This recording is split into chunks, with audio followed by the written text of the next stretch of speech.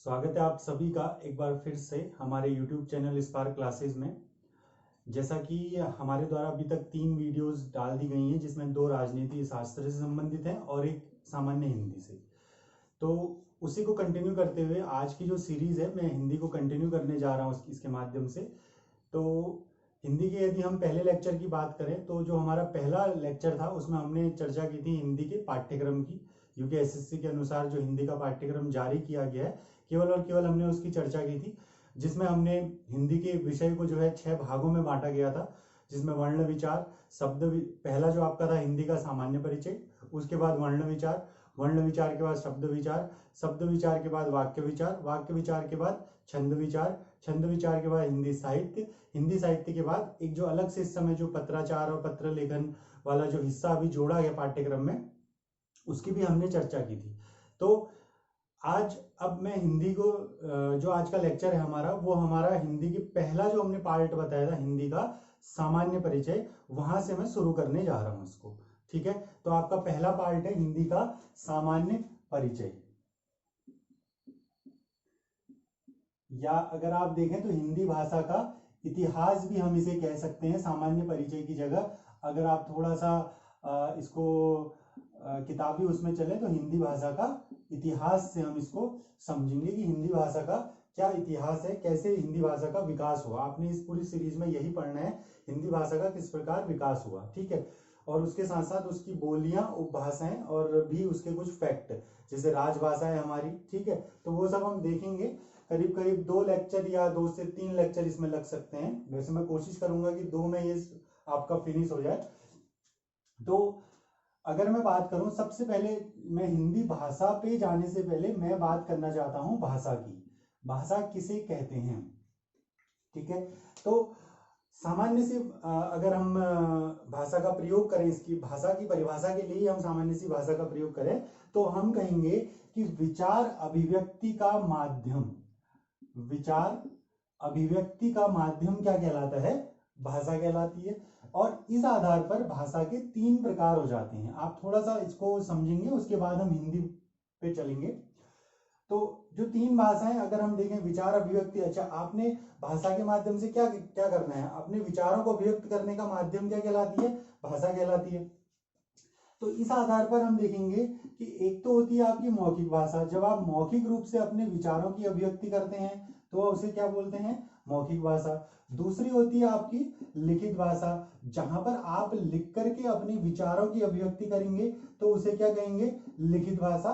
और एक और होती है जिसे हम कहते हैं सांकेतिक भाषा, जहां पर संकेत आदि के माध्यम से जो है आपका क्या किया जाएगा? विचार अभिव्यक्ति की जाएगी। जैसे आप कभी रोड पर चलते हैं तो रोड पे आपको जो है जो आपके निशान लगे हुए थे कि आपके डायरेक्शन के लिए, वो आपके उस समय सांकेतिक भाषा का एक रूप हो जाता है। ठीक है, तो मौखिक, लिखित और सांकेतिक। मेरा आपसे अनुरोध है कि यदि आप देख रहे हैं तो इसके नोट्स जरूर बनाना शुरू करें। बेसिक है, आप यहीं से स्टेप बाय स्टेप आगे चलेंगे तो इसके बाद हम हिंदी के इतिहास की ओर चलेंगे। ठीक है, तो लिखित भाषा में जहां पर भी भाषा लिखित है तो वहां पर भाषा को लिखने का एक तरीका आपका शामिल हो जाता है, जिसे हम कहते हैं लिपि। तो क्या होता है? भाषा क्या होगी? विचार अभिव्यक्ति का माध्यम क्या कहलाएगी? भाषा कहलाएगी। और भाषा के 3 रूप हमें देखने को मिलते हैं, मौखिक, लिखित और सांकेतिक। और भाषा को लिखने का जो तरीका होता है उसे हम क्या बोलते हैं? लिपि कहते हैं। हर एक भाषा की अपनी एक लिपि होती है। सामान्यतः आपने पढ़ा है कि हिंदी भाषा की लिपि क्या होती है? देवनागरी। इस लिपि के थोड़ा सा विकास को भी हम देखेंगे कि देवनागरी लिपि कहां से उत्पत्ति हुई इसकी।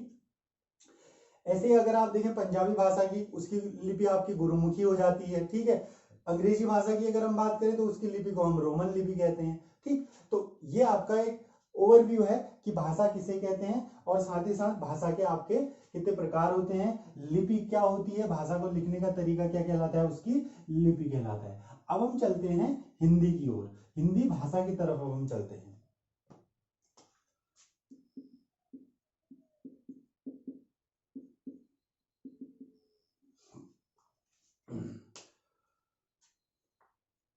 अब अगर हम देखें हिंदी को देखें अगर हम, तो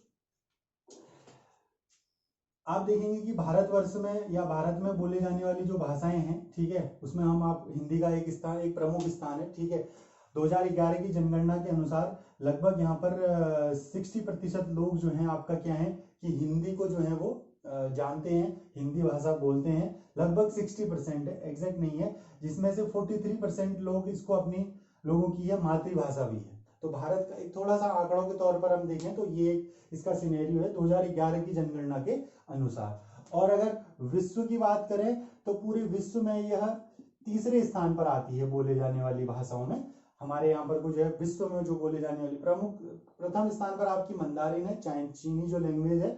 तीसरे स्थान पर हमारा हिंदी आपकी आ जाती है। भारत में आप इसे पहले स्थान पर रखेंगे। लगभग 60% लोग, लगभग एक अनुमान है 2011 की जनगणना के अनुसार। अच्छा, हमारे यहाँ पर ये राजभाषा है, राष्ट्रभाषा नहीं है। छोटी छोटी बातें ये पहले देख लेते हैं। हिंदी हमारी क्या है, राजभाषा है। और राजभाषा इसको कब घोषित किया गया था? 14 सितंबर 1949 को हमारी संविधान सभा के द्वारा हिंदी को राजभाषा का दर्जा दिया गया, जिसमें गोपाल स्वामी अयंगर एक व्यक्ति थे। इनके प्रस्तावों के आधार पर, इनके प्रस्ताव पर क्या किया गया, गोपाल स्वामी अयंगर के प्रस्ताव पर हिंदी को क्या किया गया, राजभाषा का दर्जा दिया गया। इसी कारण से 14 सितंबर को प्रतिवर्ष हम क्या मनाते हैं, राष्ट्रीय हिंदी दिवस। प्रतिवर्ष हम क्या मनाते हैं, राष्ट्रीय हिंदी दिवस। ठीक है, थोड़ा सा वर्तमान स्थिति हम समझ रहे हैं हिंदी की। हिंदी हमारी क्या है, राजभाषा है। राष्ट्रभाषा हमारे देश में कोई भी नहीं है। ठीक है, राजभाषा, राष्ट्रभाषा और मातृभाषा का अंतर भी मैं धीरे बताऊंगा जब मौका मिलेगा अभी। तो राजभाषा फिलहाल आप ये समझें कि जो सरकारी कामकाज में प्रयुक्त होने वाली भाषा है वो आपकी क्या कहलाती है, राजभाषा कहलाती है। और 14 सितंबर 1949 को इसको राजभाषा का दर्जा दिया गया और उसी दिन हम क्या मनाते हैं, प्रतिवर्ष राष्ट्रीय हिंदी दिवस मनाते हैं। इसके अगर दूसरी तरफ देखें तो विश्व हिंदी दिवस भी एक होता है।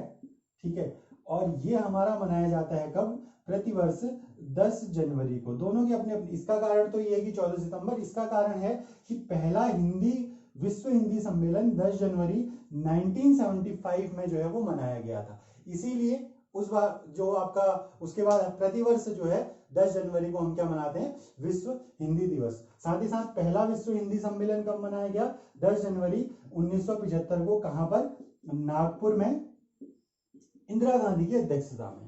ठीक है, बाकी हिंदी दिवस का इतिहास आप अलग से देखेंगे, वो जब आप पूरा ये सामान्य परिचय में पढ़ेंगे तो लास्ट में आपको मैं बता दूंगा हिंदी दिवस और हिंदी विश्व हिंदी सम्मेलनों का एक इतिहास है। ठीक है, वहां से भी एक प्रश्न आ जाते हैं। तो अगर आप ये देखें हिंदी का सामान्य परिचय या इतिहास से आप ये समझें कि 2 नंबर का क्वेश्चन तो आता ही आता है 20 में से। मतलब इस वाले एरिया से आप देखेंगे कि 2 नंबर के क्वेश्चन यहाँ पर रहते हैं। ठीक है, तो अपने 2 नंबर के लिए आपने पूरी जद्दोजहद यहाँ पर करनी है। ठीक, तो नेक्स्ट हम चलते हैं अब हिंदी भाषा के विकास के क्रम की तरफ। तो इसमें एक टॉपिक आप देखेंगे, भारत के भाषाई परिवार। भारत के भाषाई परिवार।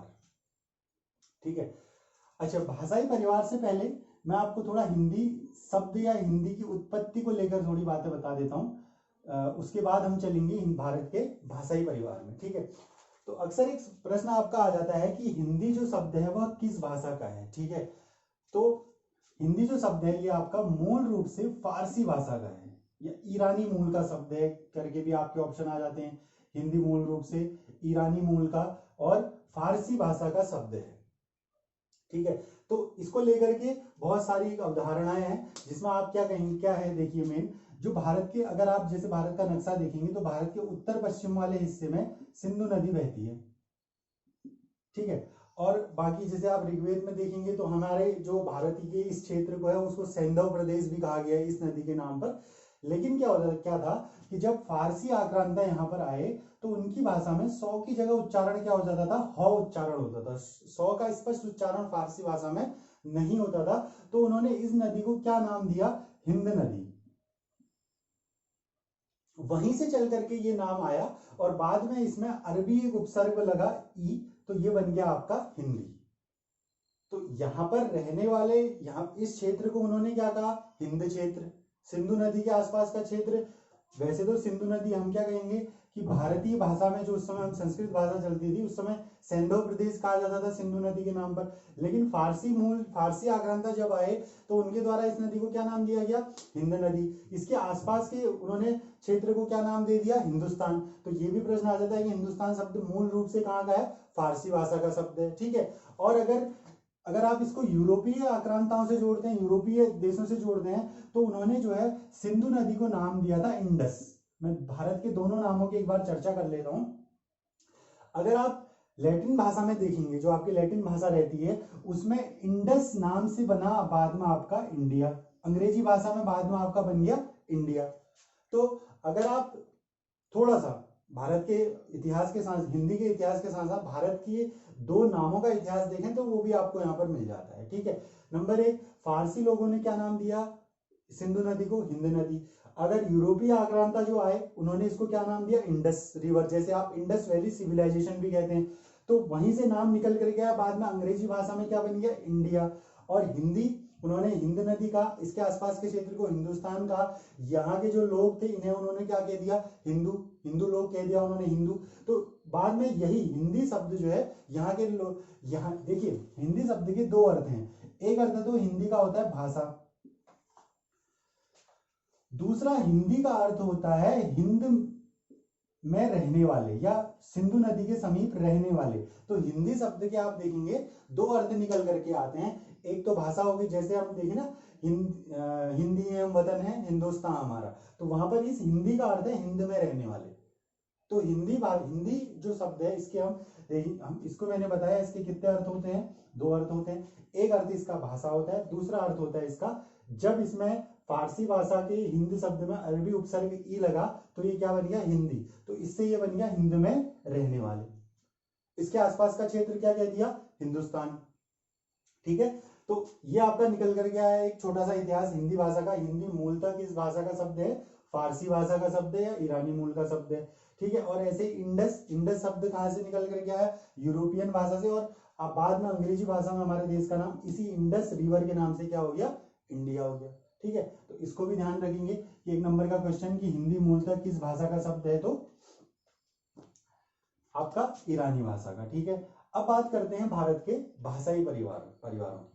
तो भारत में मूल रूप से 4 भाषाई परिवार पाए जाते हैं। कितने भाषाई परिवार? 4 भाषाई परिवार। अब आप जो लेटेस्ट में, अब थोड़ा नेट वगैरह में आप सर्च करेंगे तो उसमें ये भी है कि भारत के भाषाई परिवार उन्होंने 5 बताए हैं, जिसमें अंडमान भाषाई परिवार एक जोड़ दिया गया है। लेकिन उसको अभी आप ये कहेंगे कि ऑथेंटिकेट बुक्स में अभी वो नहीं आया है, तो इसलिए हम उसका अभी अध्ययन नहीं करेंगे।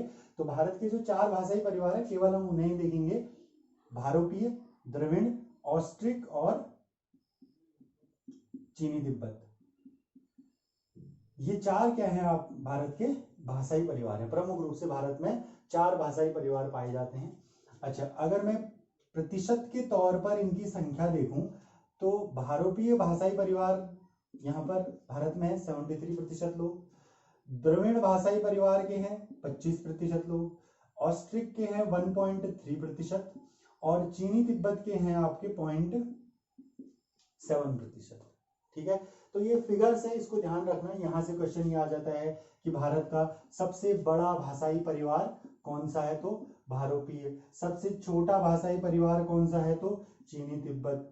क्रम से लगाना भी ये कभी कभी आ जाता है कि आकार के आधार पर जो है भारोपीय परिवार भारतीय भाषाई परिवार को जो है क्रम के साथ जो है व्यवस्थित कीजिए। ठीक है। तो ये क्रम ध्यान रखना, पहले स्थान पर भारोपीय, द्रविड़, ऑस्ट्रिक और चीनी तिब्बत। अच्छा, फिर वो क्वेश्चन पूछ देते हैं कि किस भाषाई परिवार की प्रमुख भाषा कौन सी है? तो अगर आप देखें तो भारोपीय भाषा परिवार की प्रमुख भाषा कौन सी है? हिंदी है। द्रविड़ों में आपकी आ जाती है तमिल, तेलुगु, कन्नड़, मलयालम। ये आपकी भाषाएं किसमें आ जाती हैं? द्रविड़ भाषाई परिवार में। जिसमें सबसे प्राचीन भाषा में अगर बात करें साहित्य की तो वो तमिल भाषा में मिलता है। अगर द्रविड़ भाषाई परिवार की बात करें, इसमें सबसे प्राचीन साहित्य जो है वो तमिल भाषाई परिवार का मिलता है। ठीक है।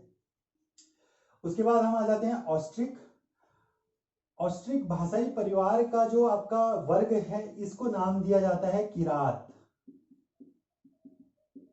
किरात ऑस्ट्रिक भाषाई परिवार, आप ये कहेंगे कि ऑस्ट्रिक भाषाई परिवार के लोगों को क्या क्या कहा जाता है, तो किरात भाषाई परिवार भी इसे हम कहते हैं। इसमें जो है आपकी प्रमुखतया जो जैसे झारखंड पश्चिम बंगाल की जो जनजातीय लोग हैं उनकी भाषाओं को इस वर्ग में रखा जाता है। जैसे इसमें एक प्रमुख भाषा है, झारखंड की एक जनजाति है संथाल, उसकी भाषा है संथाली, तो उसको किस वर्ग में रखा जाता है, ऑस्ट्रिक भाषाई परिवार में रखा जाता है। ठीक है, इस प्रकार अगला आपका आ गया चीनी तिब्बत। चीनी तिब्बत की संख्या है 0.7%, और ये आपका भारत के पूर्वोत्तर राज्यों में आपका ये भाषाई परिवार पाया जाता है। जो आपके 7 सिस्टर्स जो स्टेट है हमारे, जो आपके पूर्वोत्तर भारत के 7 राज्य हैं, 7 सिस्टर्स हम जिसको कहते हैं, वहां पर को ये भाषाएं चीनी तिब्बत का भाषाई परिवार पाया जाता है। इसमें अगर हम कंबाइन इस चीनी तिब्बत परिवार की भाषाओं को बोलने वालों को देखें तो इनको बोला जाता है निषाद। ठीक है, 0.7% है। और अगर मैं इसमें इनकी भाषा देखूं तो वो नागा जो भाषा है, मीजो जो भाषा है, ये आपका कहाँ आ जाती है, चीनी तिब्बत के ग्रुप में आ जाती है। ठीक है, तो एक इसका ओवरव्यू कर लेना। ठीक है, अभी तक जो भी बातें देखी हैं वो आप उसको अपने नोट्स में ऐड करते रहना। ठीक है, कहीं पर भी कंफ्यूजन हो तो आप कमेंट सेक्शन में जा करके आप उसको पूछ लेना, वो मैं आपको क्लियर कर दूंगा। ठीक है, अच्छा तो यहां से चलें। ठीक है, हमने तो ये सेक्शन पकड़ना है, इस सेक्शन की ओर अभी हमने नहीं जाना है, हमने इनको मोटा मोटा इनका अध्ययन कर लेना है कि ऑस्ट्रिक भाषाई परिवार वालों को किरात कहा जाता है, चीनी तिब्बत वालों को हम निषाद कहते हैं। कहाँ कहाँ पर को बोली जाती है इसका थोड़ा सा ध्यान रखना क्षेत्र से। अच्छा, तमिल की बात करें तो तमिलनाडु की राज्य की भाषा क्या है, तमिल है, तमिलनाडु वाला एरिया। तेलुगु आपकी आ गई आंध्र प्रदेश और तेलंगाना में। कन्नड़ है आपकी कर्नाटक की, कन्नड़ भाषा कहाँ की है, कर्नाटक की। और मलयालम कहाँ की है, केरल की। अब देखो, जैसे आप ये भाषाएं देख रहे हैं ना, आप जब भारतीय संविधान पढ़ेंगे तो उसमें भारतीय संविधान की आपका देखेंगे, आपकी 8वीं अनुसूची किसका जिक्र करती है, भाषाओं का जिक्र करती है। किससे संबंधित है, भाषाओं से। तो वहां भी इनका आपको वहां भी बेनिफिट एक मिल जाता है। ठीक है, जैसे मैथिली, डोगरी, बोडो और संथाली, ये जो भाषाएं हैं इनको भारतीय संविधान में कब शामिल किया गया, वो 21 संविधान संशोधन से, तो वहां भी ये एक प्रश्न बन जाते हैं। ठीक है, तो फिलहाल भाषाई परिवार हमने देख लिया। ठीक, अब हम जैसे चले भारतीय आर्य भाषा की ओर, या भारोपीय परिवार की प्रमुख भाषा कौन सी रही, हिंदी रही। इसको हम बोलते हैं भारतीय आर्य भाषा। ठीक है, भारोपीय परिवार की या भारतीय आर्य भाषा जो हिंदी है, इसका हम विकास हमने देखना है।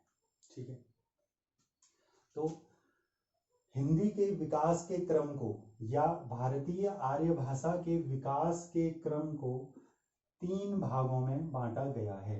ध्यान रखना, कितने भागों में बांटा गया है, 3 भागों में। नंबर 1,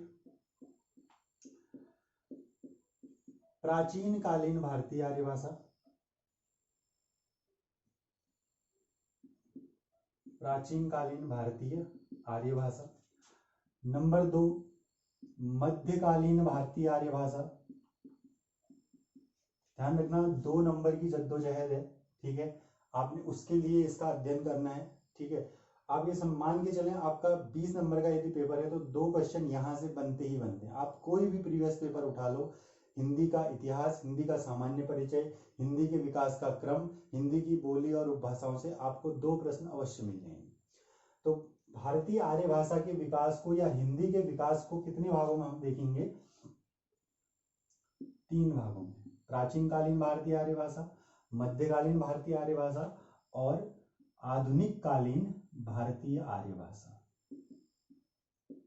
आधुनिक कालीन भारतीय आर्य भाषा। ठीक है, टाइम पीरियड की ओर चलते हैं कि किस दौरान कौन सी भाषा का हमने अध्ययन देखना है। तो लगभग आप 1500 ईस्वी पूर्व से 500 ईस्वी पूर्व तक। अब थोड़ा सा आउट ऑफ बॉक्स बातें होंगी इस टाइम पीरियड को देख करके, थोड़ा सा इतिहास की पृष्ठभूमि में आपको लेके चलूंगा, क्योंकि इसको समझना है, अंडरस्टैंड करना है इसको कि ये कौन से काल की बात हो रही है, किस समय की बात हो रही है। ठीक है, थोड़ा सा भी हम डिस्कस करेंगे इसके बारे में भी। 500 ईस्वी पूर्व से 1000 ईस्वी तक कौन सी भाषा रही? मध्यकालीन भारतीय आर्य भाषा रही।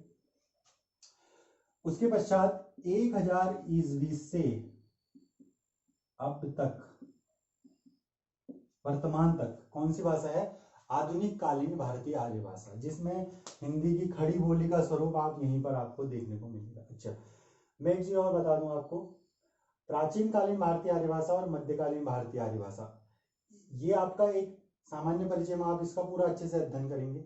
दूसरा जो आपका आधुनिक कालीन भारतीय आर्य भाषा है, ये रिलेटेड है हिंदी साहित्य का, मतलब ये पोर्शन जो है वो हिंदी साहित्य से पूरा जुड़ा हुआ है। जो आप हिंदी का साहित्यिक परिचय, मैंने आपको एक पार्ट बताया था ना, आप ये समझिए कि आधुनिक कालीन भारतीय आर्य भाषा और हिंदी साहित्य, हिंदी का साहित्यिक अध्ययन, वो आप समझिए पूरा एक दूसरे से रिलेटेड है। ठीक है, वहां पे जो भी रचनाकार, जो भी छायावाद युग, आप जितने भी द्विवेदी युग, प्रसाद युग, जितने भी आप युग पढ़ेंगे, जयशंकर प्रसाद, ये सब आप रिलेटेड है आधुनिक कालीन भारतीय आर्य भाषा और हिंदी साहित्य एक दूसरे से रिलेटेड है। ठीक है, तो अच्छा ही रहता है कि इसको आप कंबाइन करके पढ़ें, तो दोनों टॉपिक आपके एक साथ क्लियर हो जाते हैं। ठीक है, अच्छा, प्राचीन भारतीय आर्य भाषा में हम चलें और मध्यकालीन भारतीय, तो पहले आप प्राचीन भारतीय आर्य भाषा को समझते हैं, आप इसको बना लेना एक बार हल्का सा। ठीक है, मध्यकालीन भारतीय आर्य भाषा में पाली और प्राकृत प्रमुख भाषाएं रही, इसी से आप विकास के क्रम को समझेंगे। तो अच्छा, अब हम चलते हैं प्राचीन भारतीय आर्य भाषा की ओर, जिसका एक सबसे नोटेबल चीज है 1500 ईस्वी पूर्व से 500 ईस्वी पूर्व। तो सबसे पहले आपको यह समझना बहुत जरूरी है ये बात कब की जा रही है। ठीक है, और इसका मैं आपको एक लिंक यहां से, मतलब मैं आपको एक जोड़ दूंगा इसको थोड़ा सा इतिहास से। ठीक है,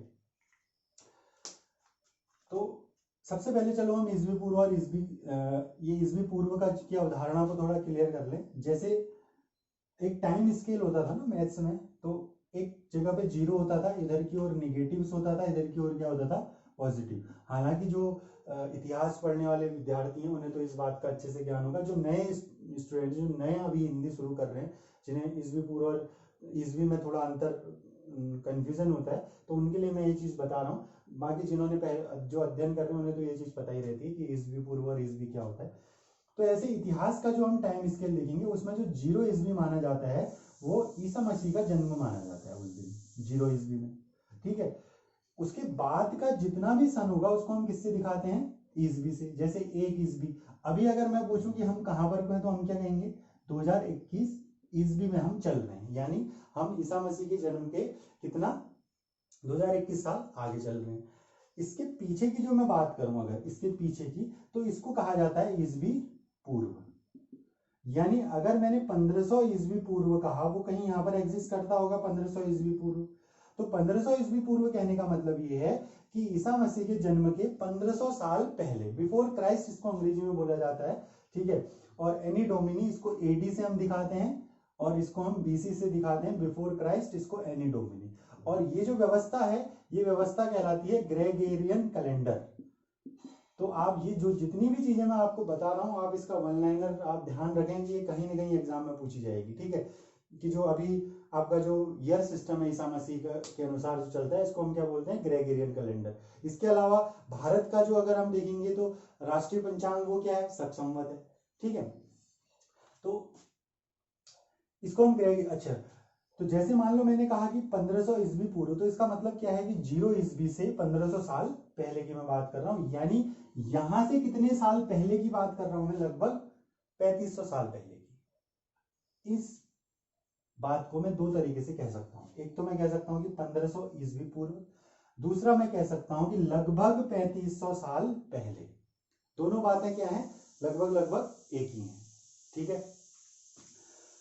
तो अगर मैं बात करूं प्राचीन कालीन भारतीय आर्य भाषा किस दौरान चली, तो 1500 ईस्वी पूर्व से लगभग लगभग कितना? 500 ईस्वी पूर्व तक आपकी कौन सी भाषा रही? प्राचीन कालीन भारतीय आर्य भाषा। ठीक है, अगर मैं इससे पीछे की बात करूं, इससे थोड़ा सा पीछे जाऊं, 1500 से ईस्वी पूर्व से पहले, तो यहां पर एक सभ्यता की खोज हुई हमारे देश में, सिंधु नदी के आसपास, जिसको हम क्या कहते हैं? सिंधु घाटी सभ्यता। 1500 ईस्वी से पहले की कौन सी सभ्यता है? सिंधु घाटी सभ्यता। अच्छा, हमने यहाँ की भाषा क्यों नहीं पढ़ी? क्योंकि सिंधु घाटी सभ्यता के जो हमें अवशेष मिले हैं ये हमारे द्वारा अभी तक पढ़े नहीं गए हैं। हमें नहीं पता है कि सिंधु घाटी जब चलती थी, जब सिंधु घाटी सभ्यता थी, एक नगरीय सभ्यता थी। ये भी एक आश्चर्य की बात है, ठीक है। नगरीय सभ्यता थी, माना जाता है बहुत विकसित नगर हुआ करते थे सिंधु घाटी सभ्यता में। कब? आज से लगभग 3500 या 4000 साल पहले की बात में कर रहा हूं, ठीक है। अचानक से ये सभ्यता समाप्त हुई, ठीक है। मैं आपको ऐतिहासिक क्रम बता रहा हूं थोड़ा, क्योंकि हमने भाषा को समझना है। अभी हिंदी भाषा का विकास रिलेटेड टू इतिहास, उसका संबंध इतिहास से भी है, ठीक है। वो कैसे आपको समझ में आ जाए। अच्छा, हमने सिंधु घाटी सभ्यता की भाषा का अध्ययन क्यों नहीं करा? क्योंकि हमें सिंधु घाटी सभ्यता के जो हमें अवशेष मिले हैं उनकी भाषा का अभी तक हमारे द्वारा पढ़ा नहीं गया है। लिखित साक्ष्य तो मौजूद है सिंधु घाटी सभ्यता के, परंतु हमारे द्वारा वो अभी तक पढ़े नहीं गए, तो इसलिए हमने इससे पहले का जिक्र अभी तक नहीं किया है, ठीक है।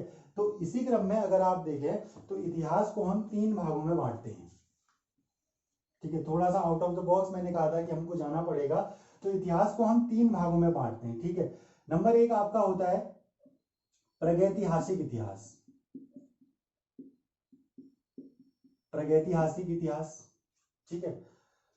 नंबर 2 आपका होता है आद्य ऐतिहासिक काल या इतिहास का आद्य ऐतिहासिक एरा।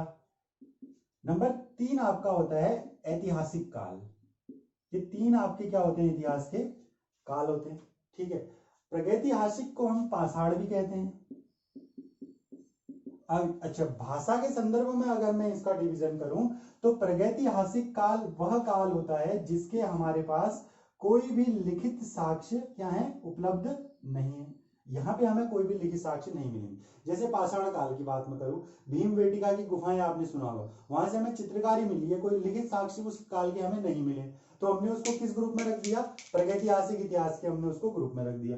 दूसरी बात करें हम आद्य ऐतिहासिक काल की। आद्य ऐतिहासिक काल ऐसा काल होता है जिसके हमारे पास लिखित साक्ष्य तो हैं, परंतु वो हमारे द्वारा पढ़े नहीं गए हैं, हमारे द्वारा अभी तक उनको पढ़ा नहीं गया है। फॉर एग्जाम्पल सिंधु घाटी सभ्यता, सिंधु घाटी सभ्यता, ये किस इतिहास के किस एरा में आप इसे रखेंगे? तो आप इसे रखेंगे किसमें? आद्य ऐतिहासिक काल में। कारण हमारे पास इसके कोई भी लिखित साक्ष्य तो हैं, लेकिन वो उसका हमारे द्वारा अभी हमको हमारे द्वारा वो पढ़े नहीं गए। अच्छा, 1500 ईस्वी पूर्व के बाद, 1500 ईस्वी पूर्व के बाद अभी तक का जो भी इतिहास है आप उसे क्या कहेंगे? ऐतिहासिक काल। क्योंकि 1500 ईस्वी पूर्व के बाद हमें जो है लिखित साक्ष्य मिले भी हैं और हमारे द्वारा उनका अध्ययन भी किया गया, हमारे द्वारा वो पढ़े भी जा चुके हैं। बस यहीं पर से आप हिंदी भाषा के विकास को पढ़ेंगे। किस काल से? ऐतिहासिक काल से। कहां? 1500 ईस्वी पूर्व से अभी तक का। इससे पुराने की बात करें तो आद्य ऐतिहासिक काल चलता था, लिखित साक्ष्य तो है परंतु वो हमारे द्वारा पढ़े नहीं गए हैं। प्रागैतिहासिक काल तो फिर पाषाण काल की बात होगी, जब मानव जो है जंगलों में रहता था, ठीक है। तो वहां के तो उसको हम कहेंगे पाषाण काल में, ठीक है। इतना समझे? अच्छा, तो अब बात करते हैं इसके आगे की। तो अब 1500 ईस्वी पूर्व से लेकर के मैंने बताया 500 ईस्वी पूर्व, ठीक है। इससे पहले क्या थी? सिंधु घाटी सभ्यता, नगरी। तो अगर हम इतिहास के अनुसार चलें तो ये माना जाता है कि उसके बाद जब ये नगरी सभ्यता समाप्त हुई तो उसके बाद किसका उदय हुआ? ग्रामीण सभ्यता का। किसका उदय हुआ? ग्रामीण सभ्यता का, जिसको हम क्या कहते हैं? वैदिक काल। आप जो इतिहास का ऐतिहासिक काल में सबसे पहला जो काल अध्ययन करते हैं उसको वो किसका करते हैं? वैदिक काल का। अब हम इस वैदिक काल के इतिहास में नहीं जाएंगे ज्यादा, हमने सिर्फ उस वैदिक काल में जनमानस की जो भाषा होती थी उसको समझना है। किसी भी एरा की यदि मैं अब बात करूंगा तो मैं आपको राजकीय भाषा के बारे में नहीं बताऊंगा, मैं बताऊंगा आपको जनमानस की भाषा के बारे में। जब आप इतिहास पढ़ेंगे तो आप वहां राजकीय राजकाज की भाषा गुप्त काल में क्या चलती थी, मौर्य काल में क्या चलती थी, वो आपका तब का विषय रहेगा, ठीक है। तो 1500 ईस्वी पूर्व में हमारे यहाँ पर को क्या शुरुआत हुई थी? हम उसको क्या बोलते हैं? वैदिक पीरियड की हम कहते हैं कि उसकी शुरुआत हुई थी, जिसमें हमारे वेद लिखे गए कहते हैं, ठीक है। पुराण लिखे गए, उपनिषद लिखे गए, जितने भी धर्मशास्त्र हैं हमारे इस काल में लिखे गए, ऐसा माना जाता है, ठीक है। तो वैदिक काल को ध्यान रखना 2 भागों में बांटा जाता है, ये इतिहास में पढ़ोगे आप। नंबर 1 भाग ऋग्वैदिक काल, नंबर दूसरा भाग उत्तर वैदिक काल। इन दोनों में क्या अंतर है, ये इतिहास की बातें हैं, सिर्फ अभी आपने इसको भाषा के पॉइंट ऑफ व्यू से समझना है, ठीक है। इतनी बातें आप समझ गए कि 1500 ईस्वी पूर्व के बाद का जो इतिहास है वो ऐतिहासिक काल में आता है, ठीक है। 1500 ईस्वी पूर्व से हमारे यहाँ पर को वैदिक एरा की शुरुआत हुई, ठीक है। जो एक ग्रामीण सभ्यता थी, चलो आप इतना भी समझ गए, ये एक प्रकार की क्या थी, ग्रामीण सभ्यता थी। इसको इतिहासकारों ने 2 भागों में बांट करके देखा, एक 1500 ईस्वी से लेकर के 1000 ईस्वी पूर्व तक, 1500 ईस्वी पूर्व से 1000 ईस्वी पूर्व तक। दूसरा जो उत्तर वैदिक काल था, इसे देखा 1000 ईस्वी पूर्व से लगभग 500-600 ईस्वी पूर्व तक, मतलब हम 0 ईस्वी के करीब आ रहे हैं, ठीक है। जो टाइम स्केल थी आपकी इस तरीके की, हम इधर की ओर बढ़ रहे हैं वैदिक काल से, ठीक है। अभी हम कहाँ पर हैं, यहाँ पर है। तो ये पूरा विकास का क्रम हमको देखना है, यहाँ तक आते आते हमने हिंदी जो है किन किन स्टेजों से होकर गुजरी, ठीक है। अब देखो, सभी भाषाओं की जननी क्या रही, संस्कृत को माना जाता है। समस्त भाषाओं की जननी क्या है, संस्कृत है। ऋग्वैदिक काल में जो भाषा चलती थी उसको कहा जाता था लौकिक संस्कृत, सॉरी वैदिक संस्कृत। ऋग्वैदिक काल की जो भाषा थी इसे क्या नाम दिया गया, वैदिक संस्कृत। अच्छा, आपसे पूछेंगे कि वैदिक काल में कौन सी भाषा चलती थी, जनरली आपका उत्तर है संस्कृत, ठीक है। सामान्यतया यदि आपसे पूछा जाता है कि वैदिक एरा में कौन सी भाषा चलती थी, तो आप कहेंगे जी संस्कृत चलती थी, परंतु उसका सेपरेशन हुआ, ठीक है। कैसे हुआ, ऋग्वैदिक काल में जो संस्कृत चलती थी उसे हमने क्या नाम दिया, वैदिक संस्कृत। उत्तर वैदिक काल में जो संस्कृत चलती थी उसे हमने क्या नाम दिया, लौकिक संस्कृत।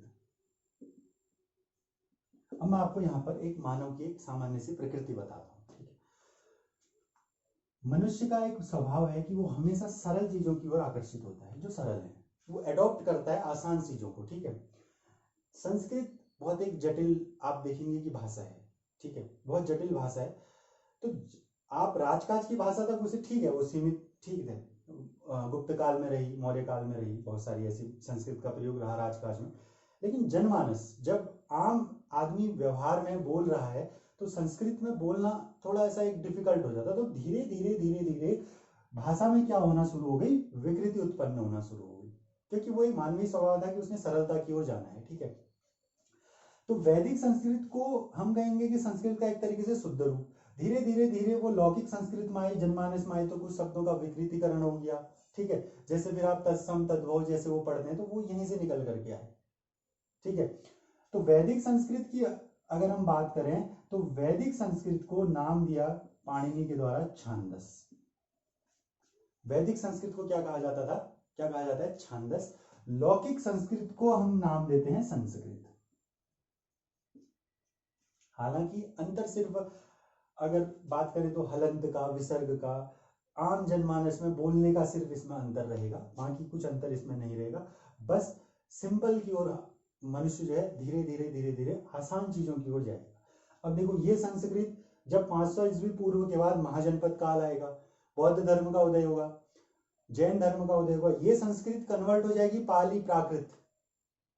बौद्ध धर्म के गौतम बुद्ध ने जितने भी उपदेश दिए पाली भाषा में दिए। मध्यकालीन भारतीय आर्य भाषा जब आप पढ़ेंगे तो गौतम बुद्ध ने क्या करना था, उपदेश देना था, उन्हें लोगों को उपदेश देने थे, तो ऐसी बात उन्होंने ऐसी बोलचाल की भाषा यूज करनी थी जो आसानी से हर कोई व्यक्ति ग्रहण कर सके। तो वहां से पाली प्राकृत और अपभ्रंश का उदय हुआ, मध्यकालीन भारतीय आर्य भाषा में वो ग्रुप आया, ठीक है। तो समझ रहे हैं वैदिक काल, वैदिक काल में आपका क्या रहा, जो ग्रामीण सभ्यता थी वैदिक काल, उसको हमने 2 भागों में बांटा, ऋग्वैदिक काल और उत्तर वैदिक काल में। ऋग्वैदिक काल में जो भाषा रही उसे हम क्या बोलते हैं, वैदिक संस्कृत, या ऋषि पाणिनि के द्वारा इसको क्या नाम दिया गया, छांदस। इसको क्या नाम दिया गया, ये 1 नंबर का क्वेश्चन पूछा जाता है। और पाणिनि जो ऋषि थे, इनके द्वारा एक पुस्तक लिखी गई जिसका नाम था अष्टाध्यायी। काफी बार ये पूछी गई है एग्जाम में, और ये संस्कृत पर लिखा गया पहला व्याकरण ग्रंथ था, ठीक है। संस्कृत व्याकरण पर लिखा गया पहला ग्रंथ अष्टाध्यायी का पाणिनि। संस्कृत पर लिखा गया पहला साहित्यिक ग्रंथ अभिज्ञान शाकुंतलम कालिदास का। तो ये आप चीजें नोट करना, ये वन लाइनर ही आपको जो है आगे धीरे धीरे आपके सामने आते रहेंगे, ठीक है। अच्छा, आपसे पूछा जाएगा छांदस नाम किसके द्वारा दिया गया वैदिक संस्कृत को, तो पाणिनि। लौकिक संस्कृत को संस्कृत किसने कहा, तो पाणिनि ने ही आपने आपका इसको कहा था। ठीक है, तो ये क्लियर है। आगे बढ़ते हैं। अब हमने जो है 500 ईस्वी पूर्व में वैदिक काल की जनमानस की भाषा देखी। अच्छा, अब हम चलते हैं मध्यकालीन भारतीय आर्य भाषा की तरफ। किसकी तरफ? अगला जो हमारा टर्म वो है, वो क्या है?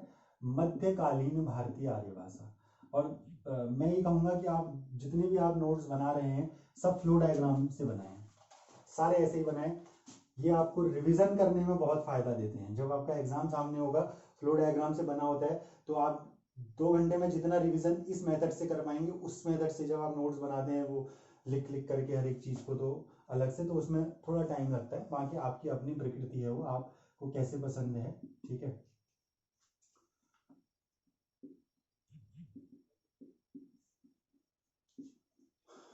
तो मध्यकालीन भारतीय आर्य भाषा 3 भागों में हम देखेंगे। नंबर 1, जैसे ही वैदिक काल समाप्त हुआ। ठीक है, अब देखो कुछ कारण रहे वैदिक काल समाप्त होने के, वो फिर देखेंगे वैदिक काल कैसे समाप्त हुआ, वो इतिहास की बातें हैं। वैदिक काल के समाप्त होने, जब वो समाप्ति पर था, अपने आप ही कहेंगे कि अंतिम पॉइंट पर था, तो उस समय गौतम बुद्ध ने एक धर्म की स्थापना करी थी जिसे हम कहते हैं बौद्ध धर्म। ठीक है, गौतम बुद्ध के द्वारा बौद्ध धर्म की स्थापना की गई। और जब आप कहेंगे वैदिक काल अपने एंड पॉइंट पे था, तो ये इतिहास की बातें हो गई। बाकी महाजनपदों का काल आया इस समय, भारत में महाजनपद का युग आया। 16 महाजनपद थे, याद करो कल मैंने वैशाली गणराज्य का जिक्र करा था पॉलिटी में। तो इन 16 महाजनपदों में एक वैशाली महाजनपद भी था, जिसमें क्या था, प्रत्यक्ष लोकतंत्र के प्रमाण मिले थे। ठीक है, तो चीजें हर एक चीज रिलेटेड है एक दूसरे से। ठीक है, तो महाजनपदों का युग आया, गौतम बुद्ध आए। गौतम बुद्ध ने जो है बौद्ध धर्म की स्थापना करी। अपने उपदेश उन्होंने दिए तो किस भाषा में दिए? पाली भाषा में दिए। पाली एक तरीके से आप ये समझे कि जनमानस, जनसंपर्क की भाषा रही उस समय बौद्ध धर्म। जितनी सरल भाषा रहेगी उतनी जल्दी आप दूसरे व्यक्ति को अपने बौद्ध धर्म में, उन्होंने कहा, आप जो है उसमें शामिल करोगे जितनी जल्द। तो उपदेश देने की जो उनकी भाषा रही वो पाली रही। इसी के पहले साथ ही साथ महावीर स्वामी आए, जिन्होंने किसकी स्थापना करी? 24वें तीर्थंकर रहे जैन धर्म के, जिन्होंने किसकी स्थापना करी? जैन धर्म की स्थापना करी। तो जैन धर्म की जो भाषा रही संपर्क की, वो क्या रही? प्राकृत भाषा। गौतम बुद्ध ने अपने उपदेश किस भाषा में दिए? पाली। महावीर स्वामी के किस उपदेश, जैन या जैन भाषा किस में थे? प्राकृत भाषा में। तो ये दोनों एक तरीके से क्या रही? एक दूसरे के समकालीन रही लगभग लगभग। ठीक है, अब फिर आप इधर की ओर देखेंगे तो 500 ईस्वी से लगभग 1000, या आप उससे आगे भी इसको देखेंगे तो एक भाषा आई अपभ्रंश। अपभ्रंश को कहा जाता है पतन। अपभ्रंश का शाब्दिक अर्थ होता है पतन।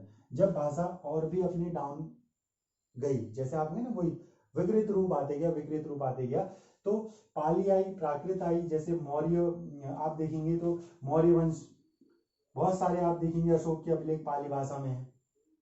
ठीक है, तो जैसे जैसे विकृत हुई तो उसमें आ गया आपका अपभ्रंश का एक स्वरूप आ गया। भाषा ने एक स्वरूप पकड़ा अपना, जिसे हमने क्या कहा? अपभ्रंश। और अपभ्रंश का शाब्दिक अर्थ क्या होता है? पतन। यानी जहां पर भाषा का पतन हुआ तो हमने उसको क्या नाम दे दिया? अपभ्रंश। ठीक है, और इस अपभ्रंश में साहित्य की शुरुआत लगभग हुई 8वीं सदी से। यानी आप भी समझेंगे कि 800 ईस्वी से, अब हम ईस्वी में आ गए हैं। ठीक है, अब हमने कहा 0 ईस्वी को पार करके हम कहा आ गए हैं? ईस्वी में। 800 ईस्वी से अपभ्रंश में साहित्य की शुरुआत हुई, जिसमें अपभ्रंश में एक कवि का नाम बहुत फेमस है, जिनको कहा जाता है स्वयंभू कवि। स्वयंभू कवि, इनको कहा जाता है अपभ्रंश का वाल्मीकि। स्वयंभू कवि को क्या कहा जाता है? अपभ्रंश का वाल्मीकि। इनके द्वारा जो रचना की गई थी जिस काव्य की, उसको बोलते हैं पौमचरियु। क्या बोलते हैं? पौमचरियु, जो एक प्रकार का क्या था? राम काव्य था। अब अपभ्रंश का वाल्मीकि कहा जाता है, तो वाल्मीकि ने किसकी रचना की थी? रामायण की। तो आप भी ध्यान रखेंगे, स्वयंभू को क्या कहा जाता है? अपभ्रंश भाषा का क्या कहा जाता है? वाल्मीकि कहा जाता है। इनके द्वारा रचित पुस्तक का नाम पौमचरियु, जो एक प्रकार का क्या था? राम काव्य था। ठीक है, तो इसी के साथ साथ देखो, आई होप कि आपकी बात समझ में आ गई है। पाली, प्राकृत, उसके बाद अपभ्रंश का मतलब क्या हुआ? पतन। भाषा का जब और पतन हुआ तो हमने उसको अपभ्रंश नाम दिया। अपभ्रंश में जो शामिल आपके कवि रहे वो कौन रहे? स्वयंभू कवि रहे, जिन्होंने इसमें साहित्य की शुरुआत करी। ठीक है, और इसमें कुछ और है, जैसे आप जिसमें देखेंगे पुष्पदंत, एक कवि का नाम है पुष्पदंत। पुष्पदंत के द्वारा लिखा गया अपभ्रंश भाषा में महापुराण, जो एक प्रकार का है कृष्ण काव्य। चर्यापद, दोहा कोशी, सबरपा, कण्हपा। सबरपा कण्हपा का आप यहाँ पर नाम सुनेंगे, सबरपा और कण्हपा। कण्हपा के द्वारा दोहा कोशी लिखा गया, सबरपा के द्वारा चर्यापद लिखा गया। तो ये वन लाइनर नोट्स है, मैं आपको नेक्स्ट इसमें जो हमारा लेक्चर होगा इसमें लिखाऊंगा इनको कि अपभ्रंश कालीन कुछ प्रमुख रचनाएं, और अपभ्रंश के बाद अगला रूप क्या आया हिंदी का। ठीक है, तो फिलहाल जो चीजें हमने समझी हैं हिंदी भाषा के विकास में, एक बार जल्दी से उसको देख लेते हैं। जैसे अगर मैं हिंदी भाषा के विकास को स्टार्टिंग से देखूं तो सबसे पहले कौन सी भाषा थी? छांदस। छांदस के बाद कौन सी आई? संस्कृत। संस्कृत के बाद कौन सी आई? पाली। पाली के बाद कौन सी आई? प्राकृत। प्राकृत के बाद कौन सी आई? अपभ्रंश। आपने अभी तक यहाँ तक अभी चीजों को समझा है। ठीक है, मैं यहीं पर स्टॉप कर रहा हूँ इस लेक्चर को आज। आप इतनी चीजें समझो, बहुत ज्यादा चीजें ना हो जाए एक साथ। तो जैसे ना आप लोग देखेंगे हिंदी भाषा के विकास का क्रम किताबों में यहीं पर से पूछा गया, अभी तक हो सकता है यहाँ से पूछ दे। तो सबसे पहले कौन सी थी? छांदस। छांदस किस काल में थी? ऋग्वैदिक काल में। संस्कृत किस काल में आई? उत्तर वैदिक काल में। दोनों नाम पाणिनि के द्वारा दिए गए। पाली आई उसके बाद कहाँ? बौद्ध धर्म और मौर्य वंश में भी जो है ये आपकी राजकाज की भाषा भी रही। बहुत सारे अभिलेख जो है पाली भाषा में है। ठीक है, जो उत्तराखंड में मिला वो भी पाली भाषा में है, अशोक का जो शिलालेख है, ठीक है, सम्राट अशोक का। और जैन धर्म की जो भाषा रही ये कौन सी रही? प्राकृत। अपभ्रंश का शाब्दिक अर्थ क्या होता है? पतन। इसमें साहित्य की रचना हुई 8वीं सदी से। 8वीं सदी में 700 ईस्वी 800 ईस्वी के आसपास आप इसे देखेंगे, जिसमें प्रमुख कवि आए स्वयंभू, जिन्होंने रचना करी पौंचरियों की। ठीक है, तो ये मोटा मोटा ये चीजें समझ लो। इसके आगे के बाद हम नेक्स्ट लेक्चर में करेंगे। तो आई होप आप इसको अच्छे से इसके नोट्स बनाएंगे। बहुत सारी इंपॉर्टेंट चीजें इसमें हैं, आप देखेंगे आपका कहीं ना कहीं यहाँ से कोई ना कोई क्वेश्चन जरूर बनेगा। तो आगे हम देखेंगे अपभ्रंश के बाद अवहट्ट, अवहट्ट के बाद थोड़ा बहुत अध्ययन करेंगे आधुनिक कालीन भारतीय आर्य भाषा का, और आधुनिक कालीन भारतीय आर्य भाषा के टॉपिक को छोड़ देंगे हिंदी साहित्य के लिए, वहां उसको कंबाइन करके हम देखेंगे। धन्यवाद।